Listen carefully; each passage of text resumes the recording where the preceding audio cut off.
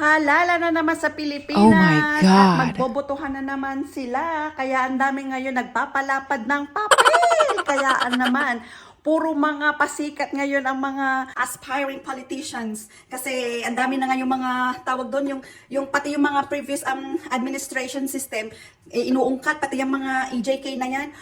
Pati ba naman yung mga dating nabilanggo na, kukunin pa rin mga witness or resource person. Anong kredibilidad ng mga yan? Katulad dito ni Kerwin Espinosa, tingnan nyo. Inaaminin mo na ikaw ay drug lord, correct? Yes po. Pero hindi ka drug lord.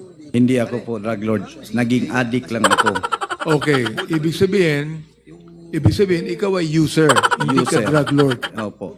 Tama po. Gusto kong tanungin Mr. Chair. ang PIDEA. Diba? Sa ito namang congressman na to, na si Abante, tinanong pa kung drug lord, hindi naman daw, drug user lang daw siya. Meron ba namang user na hindi din drug lord o hindi rin nagbebenta, diba? Saan kukuha yan ng pambili, diba? E di syempre, cycle of life yan nila in a field of drug addiction at saka drug user, magkasama yan. Tapos nabilanggo yung ama niya kasi it's a big time drug lord. Eh syempre anak siya, alam nga hindi niya yung gawing hierarchy, di ba?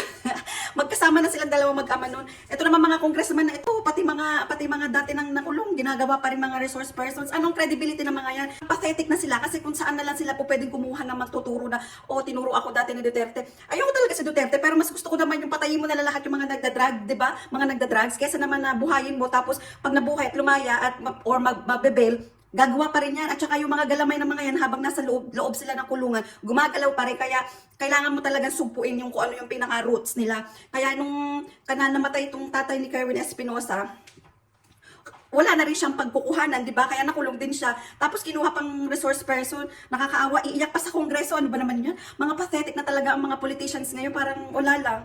Hindi na nila alam kung sino ang kukunin nila basta para lang magkaroon sila ng parang proof na eto nangyari itong EJK na to. Eh kasi naman, kung wala talagang nagda-drugs or wala ka talagang connected sa drugs field, edi hindi ka mamamatay, di ba? Ito naman mga pulis na to, ang nangyari kasi dyan sa EJK siguro, inabuso nila ang reward money na binigay ng dating Pangulo na magkakaroon ng... Siyempre, yung reward money na yan, parang commission mo yan or para maging enthusiastic ka sa trabaho mo, sa panguhuli mo ng droga, di ba? Kaya nagkaroon ng reward money. Ito naman mga pulis siguro, inabuso, lahat na lang, may droga doon, may nagda-drug lord doon, may nagda-drug user doon. Yan, pinagpapatay na nila. At kayo naman mga drug users at drug lords, kung hindi kayo sangkot sa mga drugs, edi hindi kayo mamamatay, di ba? Buti nga nabawasan ng mga rape cases dati sa Pilipinas nung administration ng Duterte kasi kumonti talaga ang rape cases kasi diyan talaga sa mga drugs nag-uumpisa yan, yung mga rape, yung mga pangpapatay, tawag doon, yung mga pagnanakaw, nagkakaroon ng mga ganyan dahil nag-iiba talaga ang takbo ng utak ng tao pag naka-drugs ka.